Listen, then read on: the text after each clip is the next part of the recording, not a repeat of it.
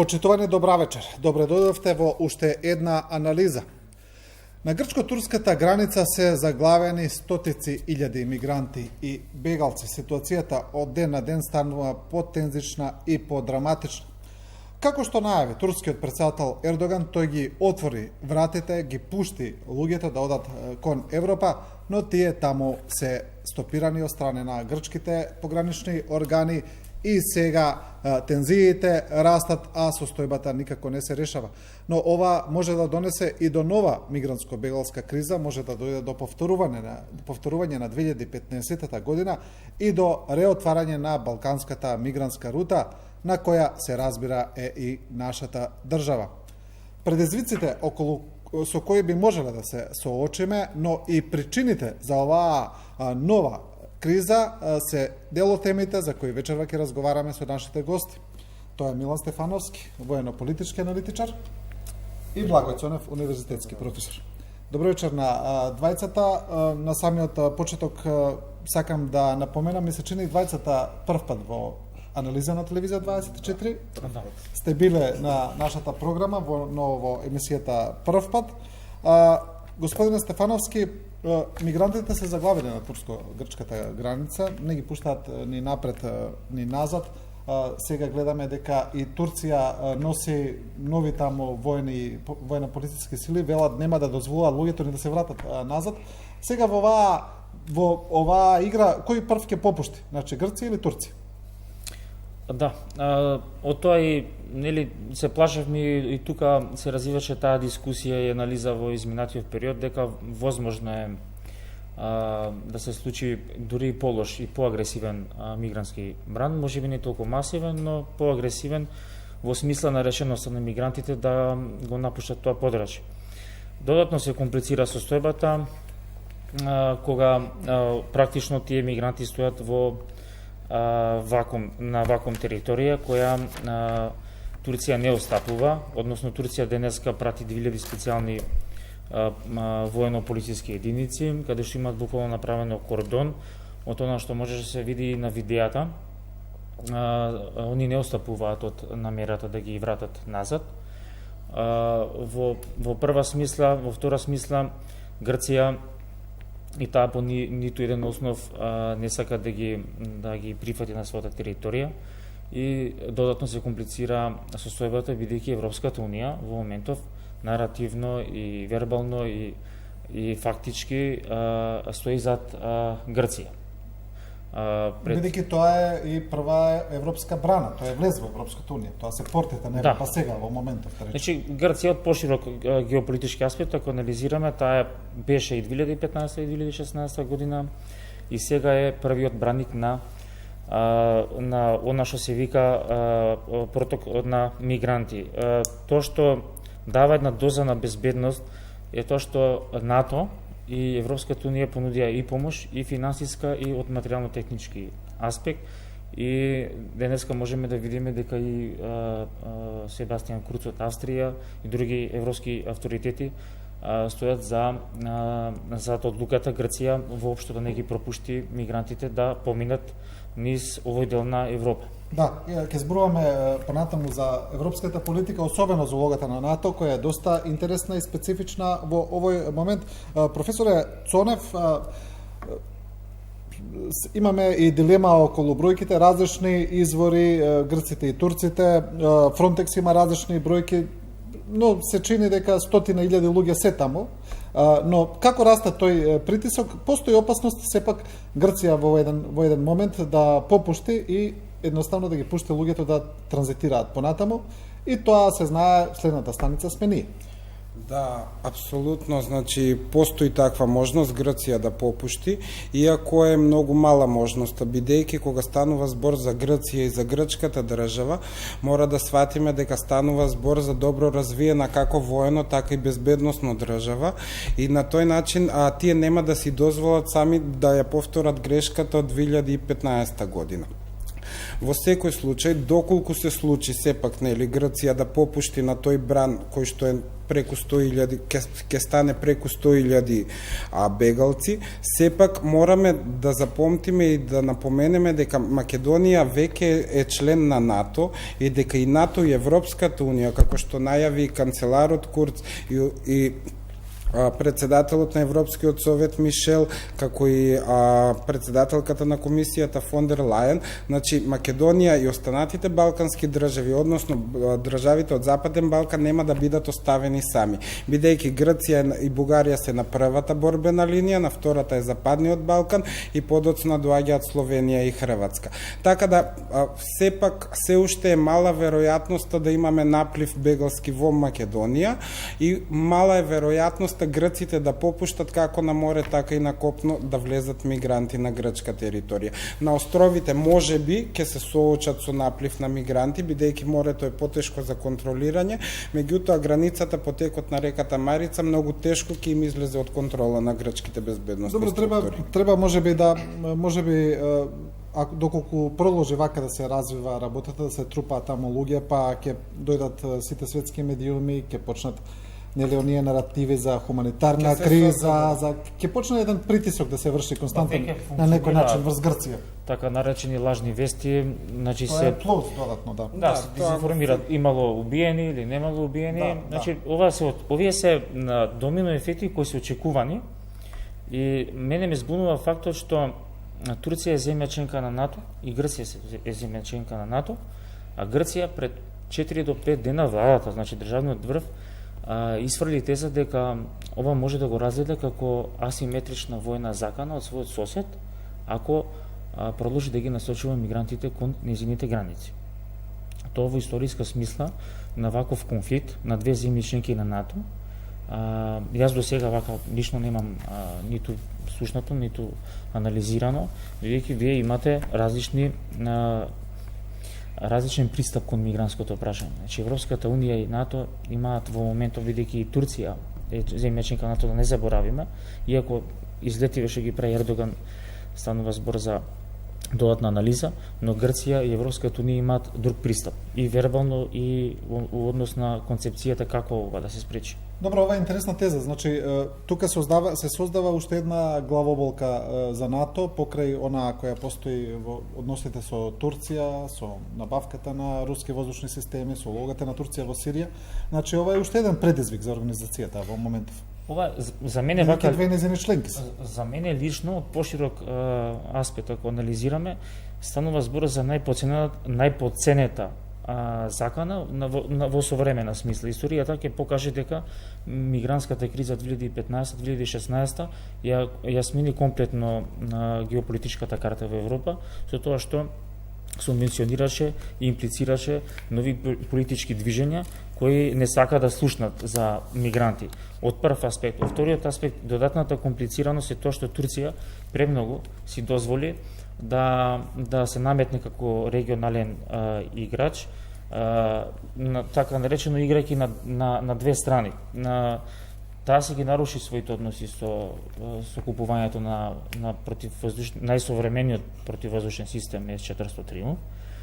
Тогаш влезе дури и во вербална војна со председателот Трамп, па се приближи до Русија. Сега пак обратно се случува, после средбата Ердоган-Помпео, дојде до смирување на тие страсти, па слушнавме дека пред 2 дена од Шпанија е донесен противвоздушниот систем Патриот.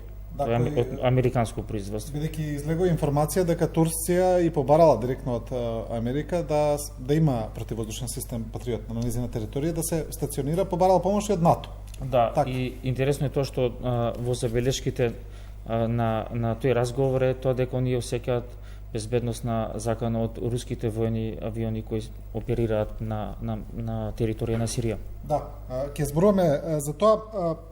Професоре, ова што го кажавте, во однос на европската сега стратегија за евентуална мигрантска или бегалска криза, денеска го кажа, да речем, и австријскиот премиер Курц, го кажа ова што го кажавте во однос на тие граници, на тие филтри кон Европа за Западниот Балкан како граница, но тоа е, да речеме, контрадикторно со тоа што го рече техничкиот премиер Оливер Спасовски.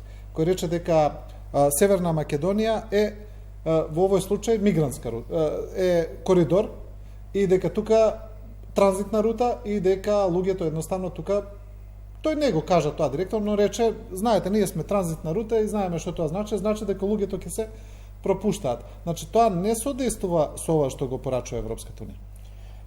Па најверојатно премиерот Спасовски очекува повторно како во 2015 и 2016 година да се движат реки луѓе низ територијата на Македонија. Мислам дека самата Европска унија нема да го дозволи тоа од причина што Европската заедничка надворешна и безбедносна како и одбранбена стратегија не е во склад со тоа, а имено е во склад да ги заштити европските надворешни граници, бидејќи Европската унија во моментов е слаба е бидејќи од внатре институционално слабо функционира. И Европската унија како таква под лидерство на председателот Макрон или под лидерство заедно со лидерство на канцеларката Меркел не смее да си дозволи и слабост на надворешно политички план.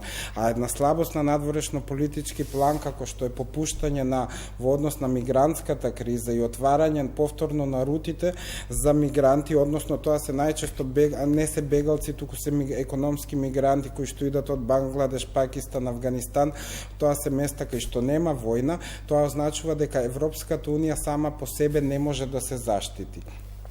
И самото тоа не води кон заклучокот дека Унијата е премногу тромава како институција, институционално не функционира и доколку не успее да ги заштити надворешните граници, тогаш нема да може нити да се реформира внатре институционално. Нормално, ако премиерот кажал дека ние мора да очекуваме и треба да очекуваме повторно да има мигрантски бран низ Македонија, ние треба да бидеме спремни дека може би ќе се случи тоа, но не верувам дека Европската унија после 5 години ќе си дозволи иста грешка како и пред 2015-2016 година, односно да ги отвори коридорите, бидејќи овде станува збор за стратешки интереси на Унијата, а стратешките интереси на Унијата се зачувувањето на надворешните граници, за да може институционално да се зајакне Унијата. Бидејќи доколку не се зајакне институционално, тогаш не може ни да се прошири, односно ние државите од Западен Балкан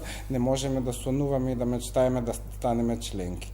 И токму поради тоа не верувам дека Унијата ќе си дозволи повторно да почне тој бран на постојано движење на мигранти и на бегалци низ територијата и низ рутата и како и на Западен Балкан, така и преку Грција, Албанија, Италија и така натаму. Да, но еве ова што го кажувате, значи тоа значи дека доколку дојде до такво едно сценарио, тогаш тоа е проблем за нас. Тоа е една главоболка, бидејќи ако ние треба сега да бидеме таа втора брана, како што велат европските представници, ако Западниот Балкан треба да биде следна брана кон границата на Европската унија, тоа сме ние. Значи нашата граница, ние ќе треба херметички да ја затвориме колку што можеме, нели? Тоа значи дека овие слики сега кога што ги гледаме на турско-грчката граница ќе бидат кај нас, кај Гевгелија повторно. Апсолутно, па и тие беа 2015. Беа, да, и повторно ќе се повтори истата слика ќе имаме, истиот проблем. Најжестокиот. А тогаш го решивме, се извинувам, со тоа што ги пуштивме. Немаше друго решение. Немаме други капацитети, ние од прилика тоа само го повторуваме, оние луѓе што ние се занимаваме со вакви прашања. Се вратиме само да го дополнам професорот. Да. И вас. Во Грција се уапсени 250 мигранти, од кои 64% се афганистанци, 19% се пакистанци и третата бројка се сиријци. Понатака се египќани, нема конфликт во Египет, и други држави од Африка, Бангладеш и така натаму. Тоа говори дека станува збор за втора генерација на имигранти. Јас упорно го повторувам тоа. Колку тоа значајно. Ова втора генерација на мигранти подолг период се акумулира како бројка во Турција. Во Турција има отприлика околу 3,5 милиони мигранти. На самата граница се околу 100.000. Но да не заборавиме дека во соседните земји на Ирак, на Иран, на Кувајт и на останатите има уште најмалце 2 милиони. Либија и Ливан. Таму има континуиран конфликт. Ако оваа граница падне на Грција, тогаш сите овие ќе тргнат. И оној како состојба на која ги плаши Европската Унија, ако тргнат овие 100.000, ќе се отвори домино ефектот и сите ќе тргнат према Европа. Тие во изминативе 5 до 10 години не се вратиле во своите домови. Тие се решени да дојдат во Европа, затоа што они веќе имаат преходници. Првата генерација нив ги чека, дури комуницираат. Они викаат дојдете во Германија, дојдете во Швајцарија, дојдете во Шпанија и така натаму. Тука ни е добро, тука има работа, ви чека работа, има добар живот. И овие нивниот мотив и нивната агресија е многу поголема отколку овие 2015-2016. Ако падне Грција, единствен наш капацитет и единствен наш одговор ќе биде контролиран транзит. Затоа што ние немаме капацитети, ние можеме привремено да ги прифатиме на самата граница и контролирано да ги префрлиме на северната граница, но што со Србија? Грција, ако ги пропушти, значи тоа е желба на Европска Унија. А ако Грција воено или капацитетно не може да ги издржи тој притисокот, значи прашање на денови или на сати кога нашите безбедносни сили кои имаат ограничени капацитети и ресурси би паднале исто под тој мигратски бран. Повторно би имале апсурдна ситуација кај нас да влегуваат бегалци и мигранти од Европска Унија. Така. Значи, тоа е тезата. Грција земја членка на НАТО и Европска Унија, ние треба да ги следиме будно и да бидеме на линија со нив. Ако падне Грција, иако звучи така како сценарио, лошо сценарио, тогаш ние веднаш треба да имаме сценарио и разработен план за брз и контролиран транзит на остатокот од Западен Балкан. А уште едно прашање околу ова тема. Професоре, кога беше минатата бегалско-мигрантска криза 2015, тогаш добивме пофални оценки, ајде да речеме, од страна на Европската Унија, за тоа како го поднесовме товарот, како се справивме со ситуацијата. Тоа беше повторено неколку пати и беше користено дури и аргумент кога се одлучуваше дали да не додела датум за преговори. Сега кога повторно го чекаме тој момент тамо при крајот на март некаде, мислите ли дека сега од страна на Европската Унија тоа може повторно да биде употребено како еден инструмент за притисок, да не кажам за уцена, доколку не се согласиме со она што они го бараат, да ги запреме мигрантите, току поради ова што го зборува Стефановски, поради нашите капацитети, да не можеме никако поинаку да постапиме, односно да ги трансферираме понатаму. Да, меѓутоа забораваме еден момент. Грција не се бори сама на грчко-турската граница. Грција се бори заедно со унгарски, со словачки, со австријски, со германски, со полски екипи на гранична полиција. Прашање на време кога ќе дојде и воена помош, значи од останатите европски држави. Така да, Грција не се бори сама и Грција во моментот е еден вид на тврдина или стронгхолд на Европската Унија. И ако падне Грција, значи во моментот почнува да паѓа заштитната ограда околу Унијата. Тоа што го кажавте е точно, ние добивме пофални зборови како држава, односно како мала држава со ограничен број на ресурси, на кој начин успеавме да се справиме со тој наплив 2015-2016. Несомнено дека доколку се случи истото и падне Грција, односно почнат мигрантите да ја користат повторно тако наречената балканска рута, ние немаме друга можност, како што каже колегата Стефановски, освен да ги пуштиме.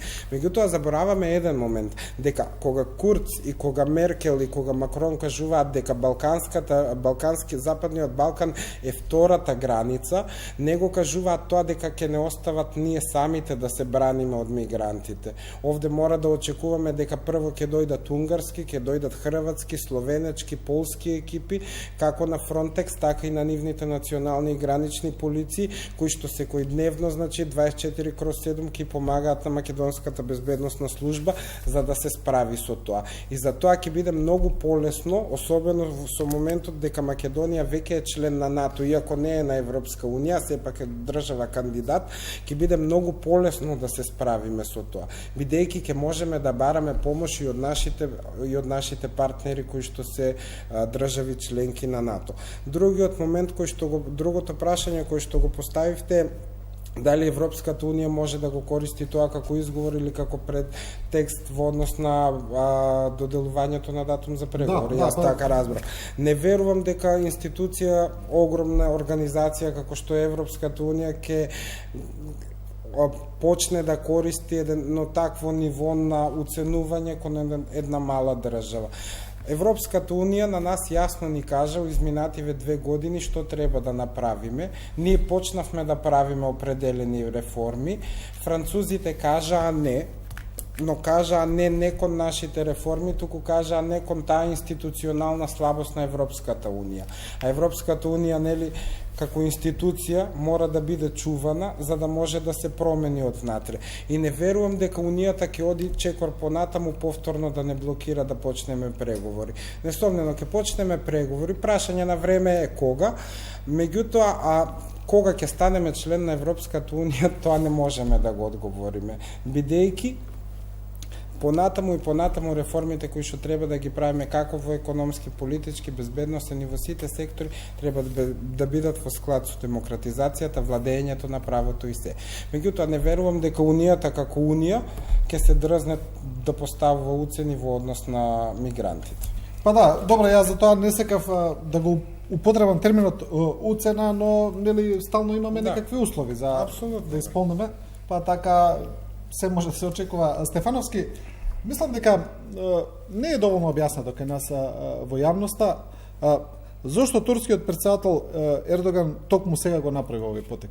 Значи, зошто тој го насочува револтот кон Европската Унија, да речеме за тоа што се случува во Сирија, што таму има зголемен број на загинувања на турски војници, бидејќи Европската Унија активно не е вклучена во тој конфликт. Таму главни актери се, да речеме, Турција, Русија и Соединетите Американски држави.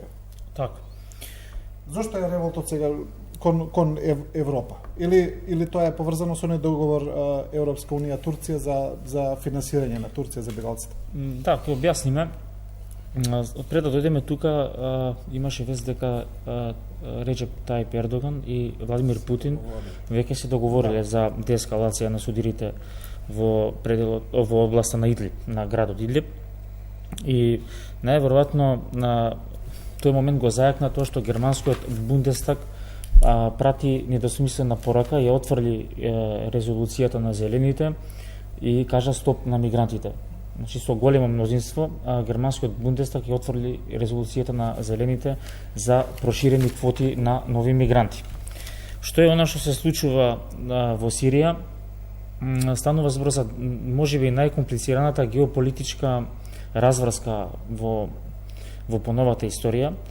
Моите анализи говорат дека станува збор за конфликт кој е четврт по силина после Втората светска војна, Виетнамската војна, Корејската војна и на ова четврто место е и сирискиот конфликт, ако ги земеме во предвид бројките на загинати и на разорните дејства и во делот на соседните земји. Зошто го говорам ово? Вие имате таму состојба на активни борбени действија на владините сили предводени од председателот Асад, кои се поддржани со модерно руско оружје од страна на Русија. На државата Русија, ова е после подолг период прва борбена операција надвор од своите граници и Путин сакаше да демонстрира својата моќ и да покаже на Западот дека нема да биде нем играч. Во оној момент кога руските и војните сили на Сирија ја ослободија територијата од така наречената исламска држава, несфатливо за мене се вклучи Турција во, да не заборавиме, 3 борбени операции. Првата борбена операција е Маслиново гранче, втората е штитот на Еуфрат и сегашната е пролетна офанзива или како и да се вика. Значи, вие ако првата не ви успее и втората, ви имате трета борбена операција. Првата и втората борбена операција беше кон курските паравојни милици кои беа поддржани од САД. Првото неразбирање меѓу Тајип Ердоган и Соединетите Американски држави беше нападот кон курдските сили. Потоа следеше еден за мене несватлив од безбедносен аспект излет на турската држава да набави софистициран противвоздушен систем С-400 Триумф, кој дури беа под закона на санкции. Што придонесе до ова да он ги изгуби своите партнерства значајни во Европската унија. Турција е редовно во вербална војна исто Ангела Меркел.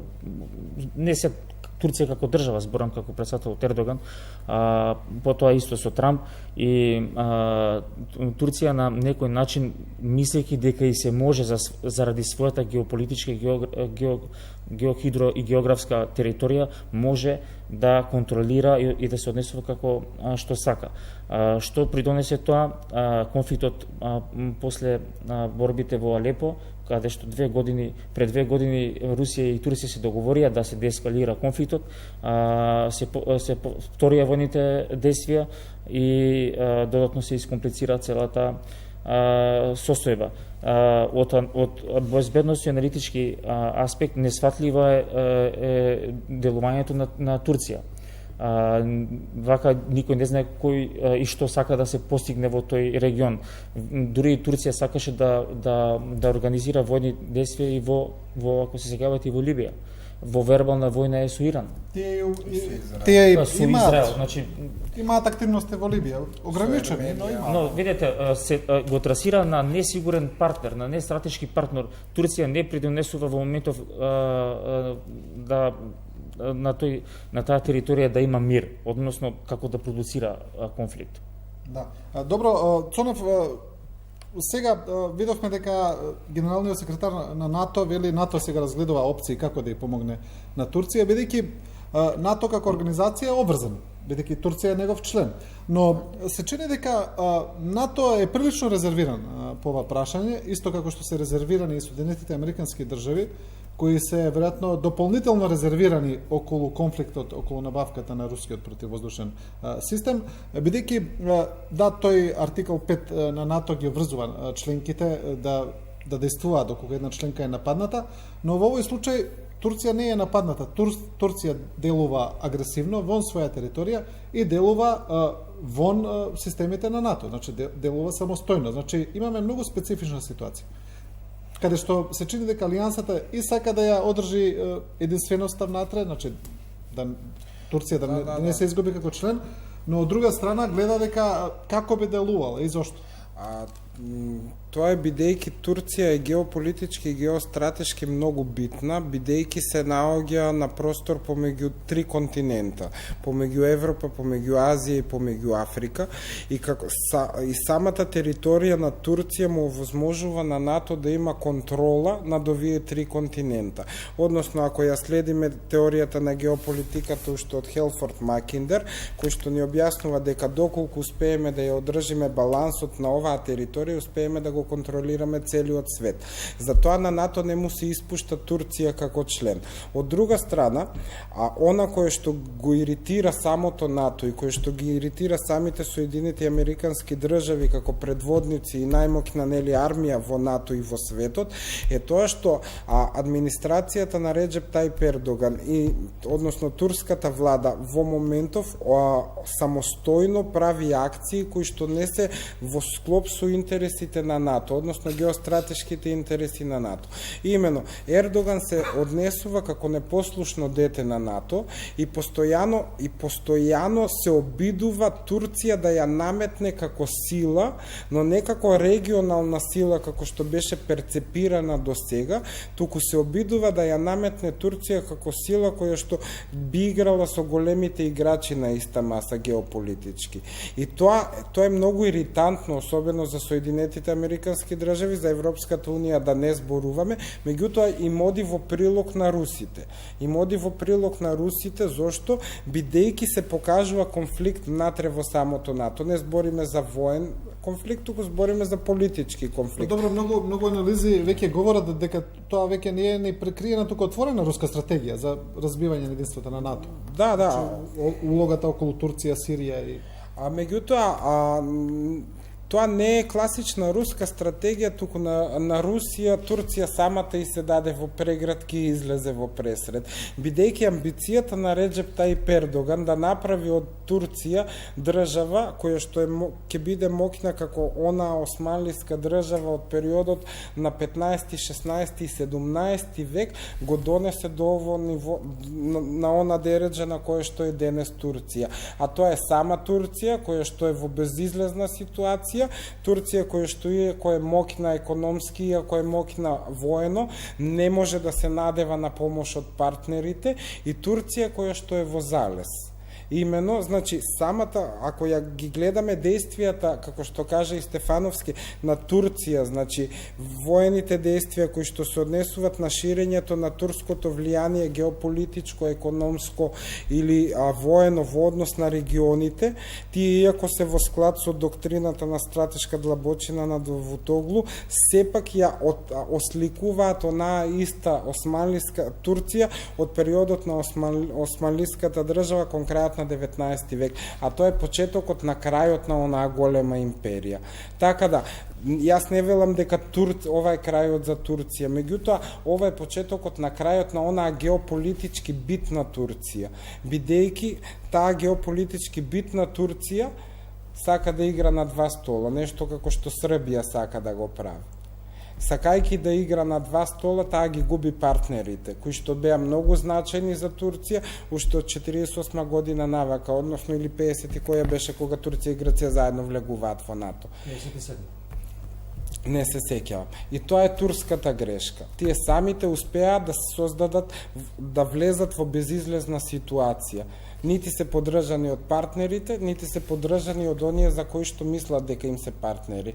Русите неспорно ќе им продадат оружје на турците, ќе им продадат оружје и на иранците, ќе им продадат и на иракчаните, и на ерменците, и на сите. И американците ќе го направат истото. Но политичката помош која што доаѓа за една држава во 21 век е многу побитна. Очигледно, Турција нема таква политичка помош. А нема таква политичка помош благодарение на таа амбиција на Ердоган да ја врати османлиската сила, односно да ја олицетвори доктрината на Давутоглу директно. Да, иако представници на турската влада секогаш го негираат тој неосманлизам, не сака да кажат дека тоа е така.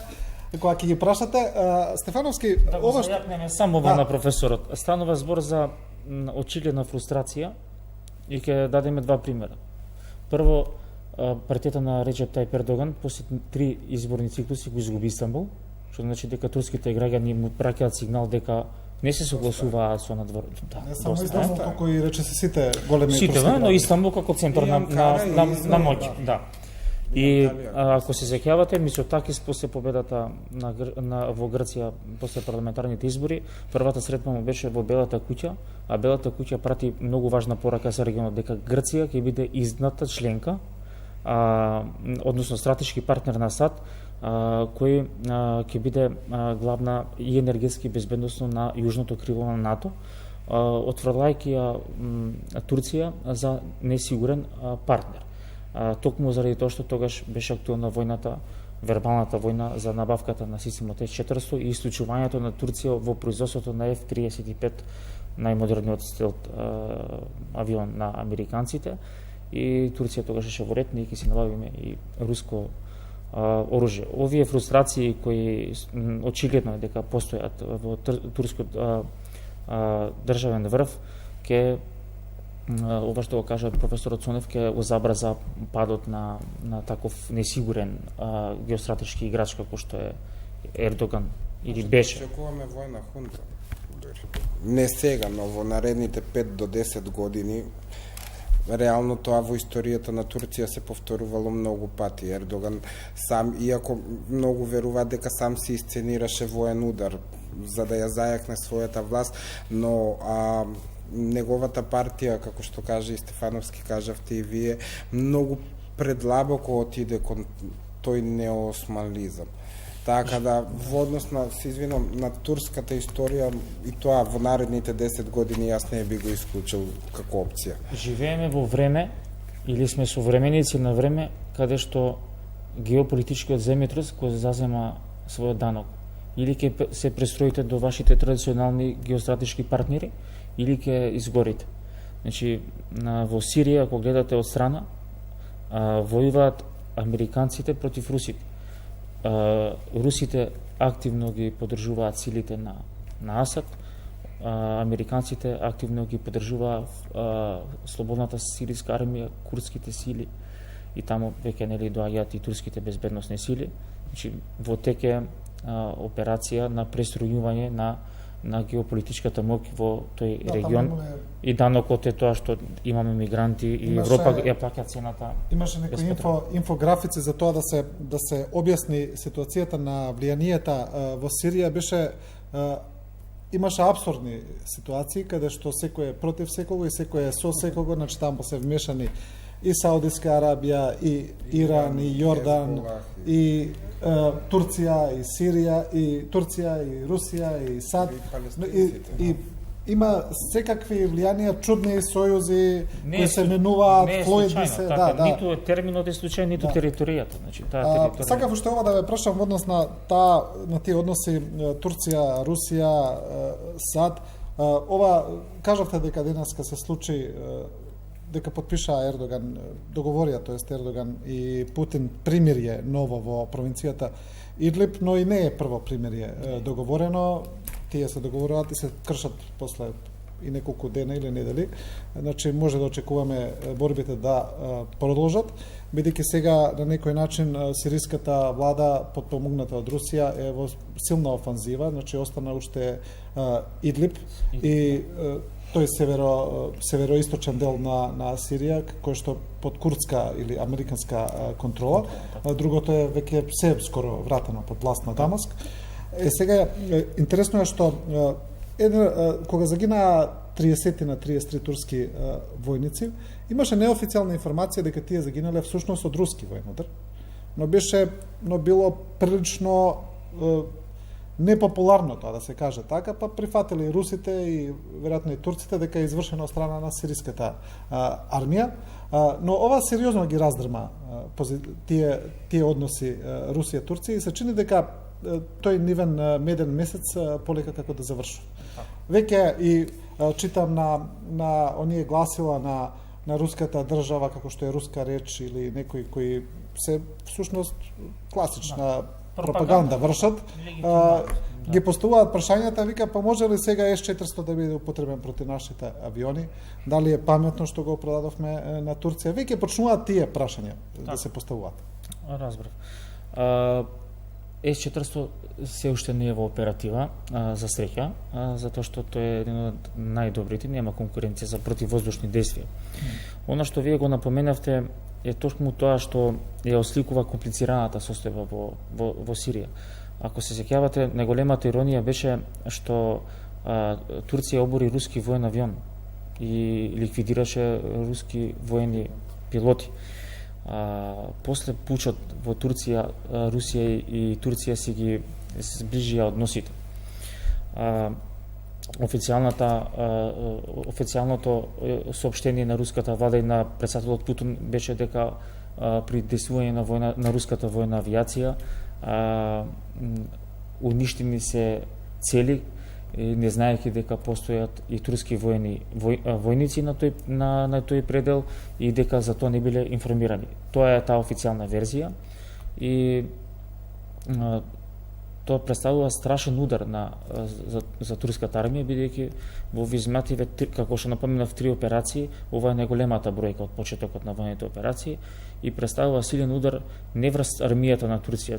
Турција има една од најдобрите армии во Европа и во светот, представува удар врз столчето на Реджеп Тајип Ердоган и тука ќе се искомплицира таа ситуација каде што вие напоменавте. Јас во мировни преговори, односно деталите не беа истакнати, кажа дека после 6 часовна средба они се договориле да има деескалација, но тоа беше и пред 2 години кога градот Алепо исто беше под налет на силите на Асад и на Русија и таму имаше исто така примирие, па потоа. Значи за овој регион, за комплетниот регион, значи Сирија и цел тој Middle East каде што има војни действија, единствен одговор е да се направи некоја нова Јалта, да светот, конечно Советот за безбедност се освести и да донесат одлуки, да се договорат, да седнат на маса, затоа што ова е втор бран на мигранти. Ако продолжат воените действија, нас за не чуди дека има и трет, и четврти, и пет, бидејќи таму постојано има околу 7 милиони раселени луѓе кои не може да се вратат во своите домови.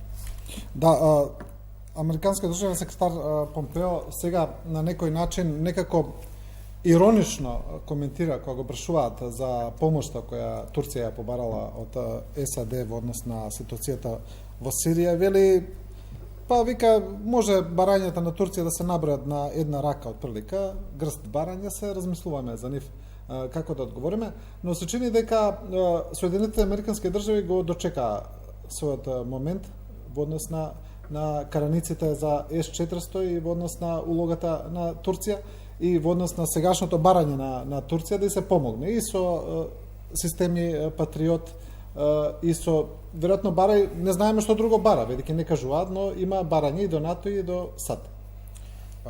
Американците успеа да дочекаат Турција да ги замоли повторно да ја помогнат како што кажав, како политички, така и воено, и тоа е голем триумф за администрацијата на председателот Трамп, бидејќи повторно тој успеа да ја направи Америка голема во однос во очите на нивните партнери. Односно во НАТО повторно да се каже кој е главен и кој седи на столчето на чело помеѓу сојузниците. Бидејќи иако сите сме сојузници во НАТО, сепак да не се залажуваме, Соединетите американски држави се тие кои што диктираат на кого ќе продава воена опрема, тие даваат најмногу пари за функционирањето на алијансата и тие се оние кои што се иницијатори за формирање на самата алијанса. Тие ја оставија Турција да направи излет, го оставија Ердоган да направи излет, како политички, така економски, така и стратешки, го оставија да отиде да се слика со Владимир Путин, го оставија да се сближи со режимот на ајатоласите во Иран, успеа да чекаат благодарение на пасивната надворешна политика на администрацијата на председателот Трамп. И сега повторно барањето на Турција за помош од страна на американците несомнено ја фрла Турција на коленици пред Америка. Бидејќи Трамп и Турција, Ердоган и Турција мораат на американците да им се подчинат и да им признаат дека тие сепак се главните. И како во однос на Сирија, така во однос на функционирањето на НАТО, така и во однос на се. Затоа јас не верувам дека Турција уште долго време ќе продолжи со контролираното пренесување на мигранти до границата. Тоа мора да застане. Бидејќи САД мораат да застанат на страната на Европа во овој мигрантски бран. Нема да играат како претходниот, да стојат неутрално. Мораат да застанат на страната на Европската унија, бидејќи на САД им треба и стабилна Турција, им треба и стабилна Европска унија, за да може да ја шират да ја остваруваат својата надворешна политика. Тие успеа да се насладат на идејата дека Турција е веќе подчинета, фрлена е на колена, не може да издржи понатаму, бидејќи Турција не знаеше во што влегува кога влезе во Сирија. И сега иде моментот кога американците несомнено ќе им помогнат на турците и турците ќе си ја платат цената за тоа. Пред се зборуваме за политичка цена, не за воена или за економска или било каква. А најверојатно политичката цена ќе биде поголема демократизација на државата и промена на режим, практично можеме и режим да го кажеме на Ердоган и на неговата партија АКП. Да. Добро, ајде да се вратиме повторно со ова што се случува со мигрантите, со бегалците, но во еден европски контекст. Стефановски, од онаа мигрантска криза 2015 па до сега, може би тогаш ситуацијата дали не беше доволно широко видена од луѓето или не беше разбрана, но од тогаш до денеска Европа веќе сменета. Дали луѓето тоа го гледаат или не? Луѓето го гледаат, политичките елити не може да го видат и она што го каже и професорот Сонев, тогаш фалеше она заедничка европска надворешна безбедносна политика. Имаше огромни пукнатини тогаш. бидејќи тогаш предстоја европските избори, веќе беа атмосферата беше таква да политичките сили сака на некој начин тие што се за поотворено општество да поентираат на мигрантите, на тој хуман пристап, и од традиционалната десница произлезе нова десница или радикална десница. Она што И сега тие истите ретерираат. Она што е фактичка состојба, она што историјата ќе го ослика, ќе го изучи, е тоа што мигрантите, односно политиката кон мигрантите, ја променија Европа како никогаш до сега. Бидејќи вие после мигрантската криза имате политички вокабулар и политичко действување, токму има луѓе направени политичари на кариера на мигрантското прашање. Брекзит, односно кампањата за излегување од Европска унија доминираше, ако се сеќавате, прашањето за мигрантите. Европскиот парламент има политички структури кои се за 20 до 30 или 40% зголемени на таа сега нова десница, токму заради мигрантските прашања.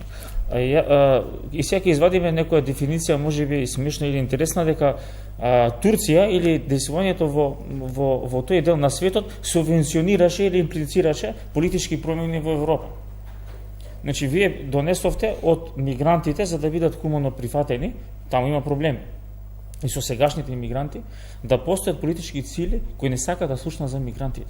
Веројатноста дека не можеше да се види, односно немањето на стратегија, како американците има стратегија на 10, 15, 20 години, не случајно американците подпишаа сега договор со Афганистан и умешно се тргнаа, односно своите сили ги тргнаа од Сирија. Европа од 97 година, од косовското прашање и од нападот на СР Југославија, нема единствена европска надворешна политика и данок кој што го плаќа Европа, денеска го плаќа само заради тоа. Значи, редно време Европа да се позиционира како единствен глобален силен играч и им треба единство во действувањето на геополитиката, бидејќи, ќе повторам, ние живееме во редефинирање на глобалните сили, бидејќи се јавија и нови сили.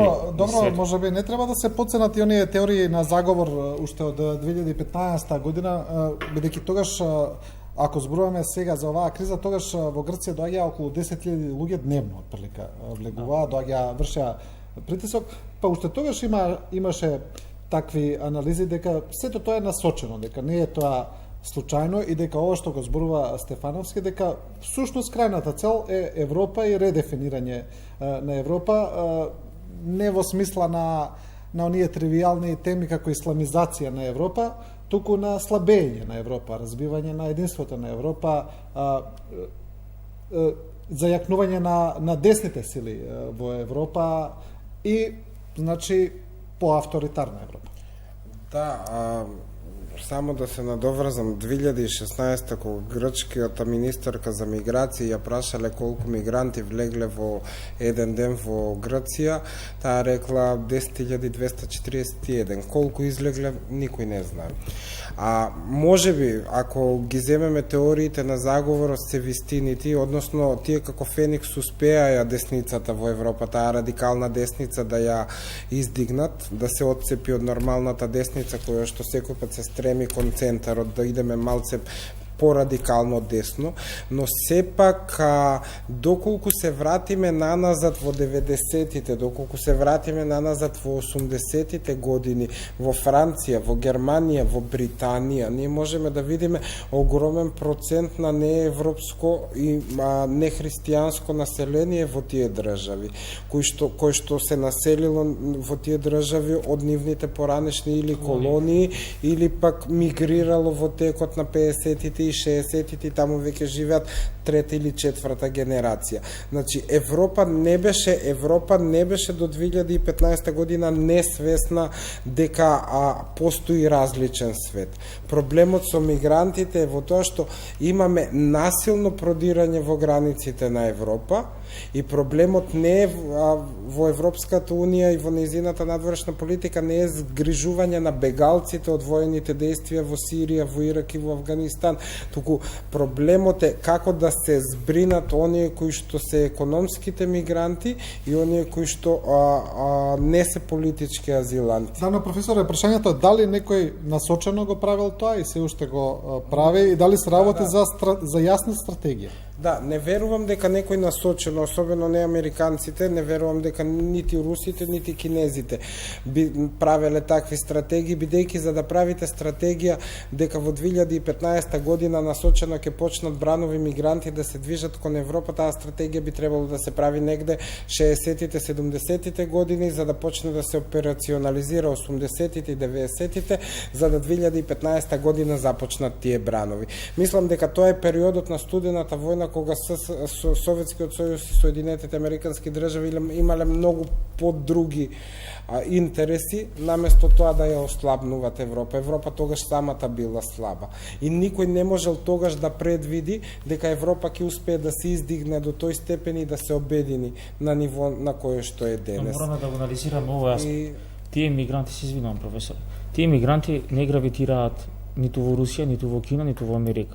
Не, дали е насочено беше прашање. Да, окей, но ќе дојдеме до одговорот дали е насочено, бидејќи вие во Америка имате подигнато зид и мексиканците се мигранти. И тие беа таму квалификувани дека станува збор за криминалство, првиот човек на САД. Имате американски невладини организации кои во Европа беа многу силни и кои кажаа дека мигрантите треба да бидат примени во Европа. Тие мигранти кои доаѓаат од воени жаришта, тие не одат ниту во Кина, ниту во Русија, ниту во САД. Русија и САД имаат одговорност на Блискиот Исток, а не Европа. Там Европа не војува во Блискиот Исток. И да разгледаме и вредно да анализираме и тезата дека богатите држави како Саудиска Арабија, Катар и Кувајт, иако ги повикуваат мигрантите да дојдат таму, они доаѓаат во Европа. Значи еден мигрант за да стигне од Сирија и Турција до Берлин му треба 10.000 евра. Да не забравиме дека од Санџак и во околината на Санџак, па и из други држави во Европа постојат преку 100 дивоградби на верски објекти. Па религијата не е автоховна, доаѓаат свештени лица од Саудиска Арабија и прокламираат друг ислам. Значи, ние не смееме црно-бело да гледаме работите. Тоа е тоа што го збориме дека можеби Европа и САД треба поинако да гледаат на овие се асиметрични закони каде што никогаш не се случиле.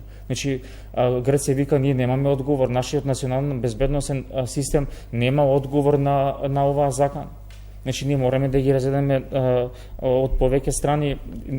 Можеби насочување на мигрантите кон Европа е престрог збор, престрога дефиниција, но дека постои закана за Европа од културолошки, историски аспект, заради тоа што гравитираат многу мигранти, па и заради безбедност, апсолутно е абсолвирана како прашање. Тоа не е спорно.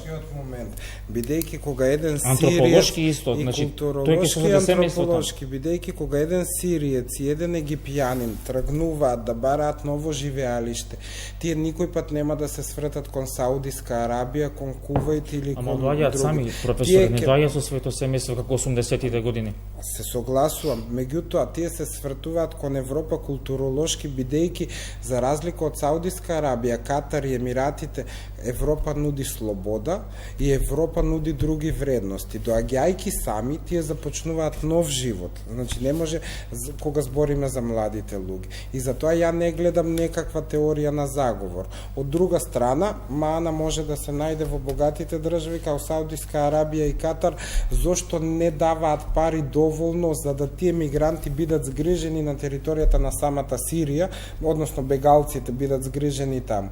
Бидејќи Саудиска Арабија може да го понесе тој товар. Меѓутоа, ако гледаме чисто хуманитарно од човечки гледен аспект, значи секој еден би избрал Европа наспроти Саудиска Арабија. Да. Добро, мораме да направиме кратка пауза за реклами. Останете со нас, брзо се враќаме во студиото. Да, се враќаме назад во студиото.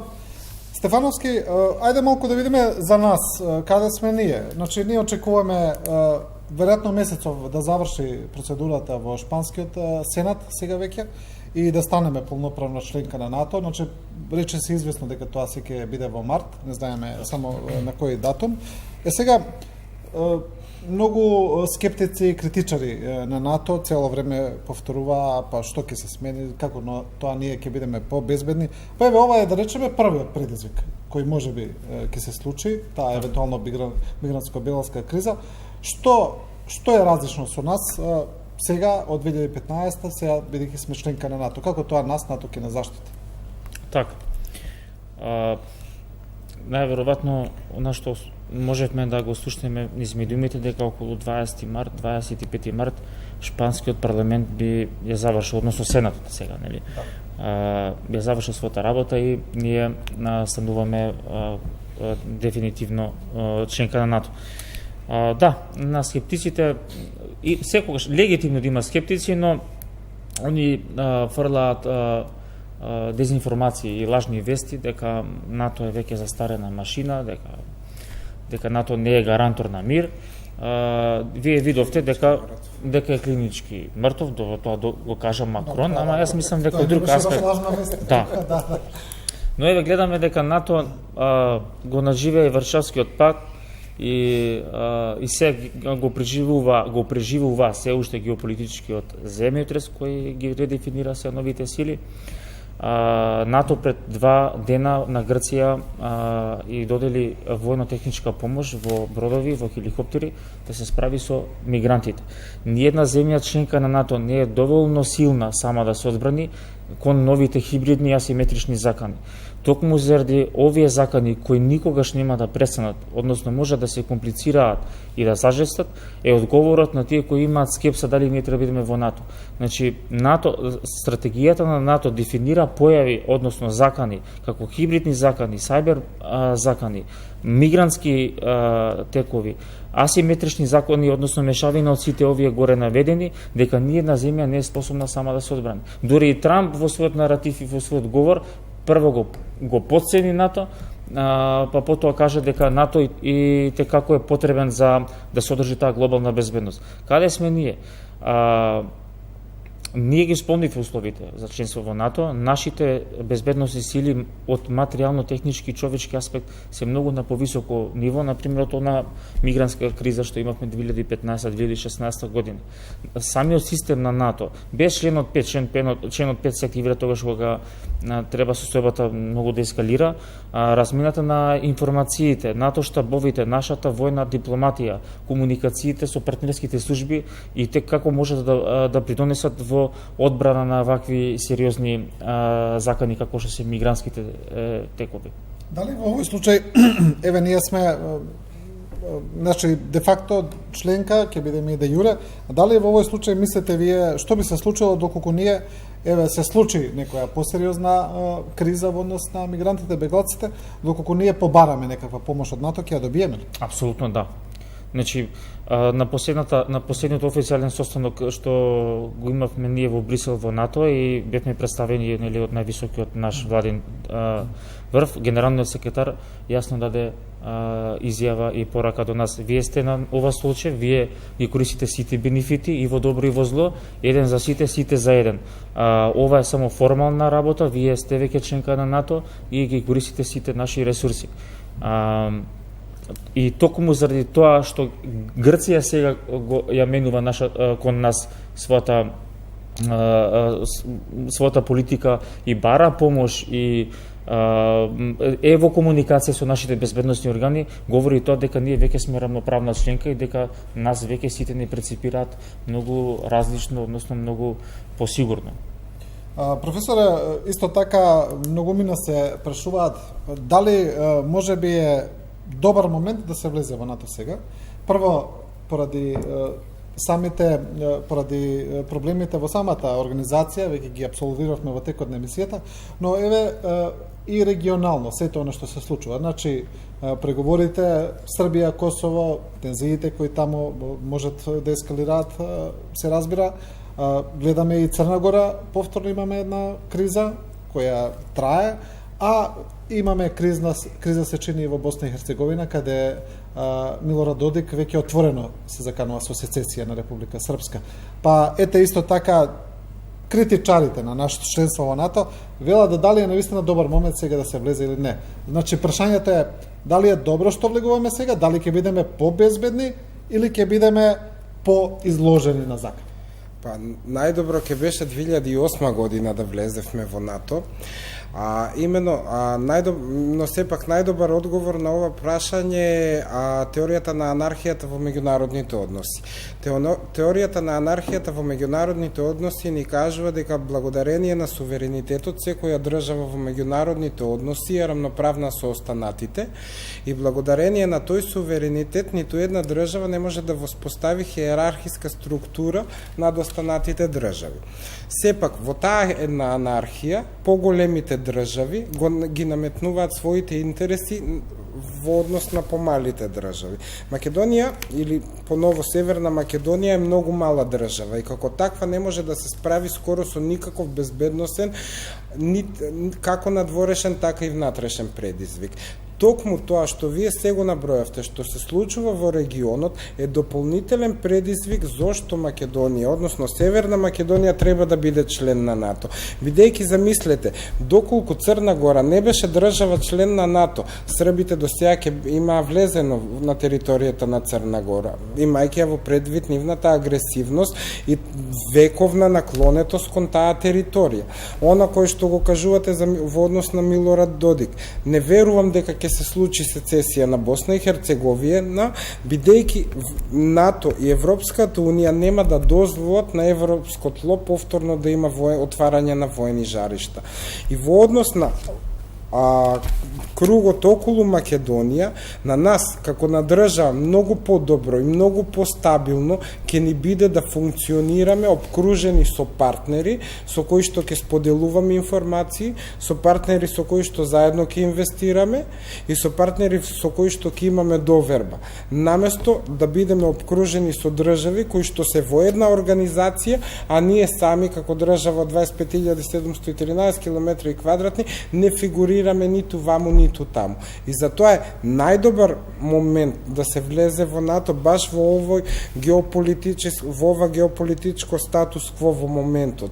Бидејќи Балканот, како Балкан, иако никој пат не е стабилен, сепак НАТО е една организација која што успева да прави баланс, односно еквилибриум помеѓу силите. Србија, најверојатно, во блиска иднина ќе мора да избере на кој столче ќе седи. Сега за сега успева да избалансира, да седи ден на страната заедно со западните држави, ден заедно со русите. Меѓутоа, да не забораваме, србите ги сакаат американците, но не го сакаат НАТО. Тоа е еден голем абсурд. И затоа мораме да сватиме дека НАТО секогаш е добра опција за Македонија.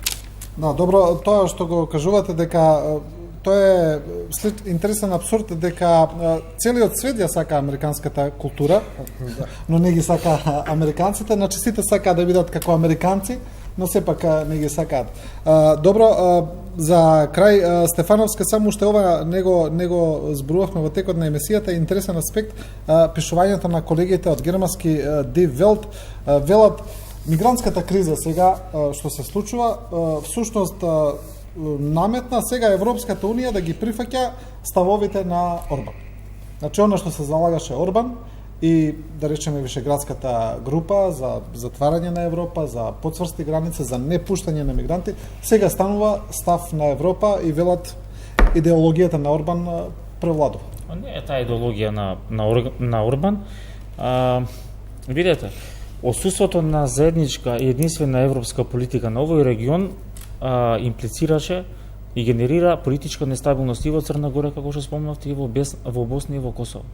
Значи, Европа мора да свати дека мора да примени американската доктрина на решавање на отворените политички проблеми во овој дел на Европа.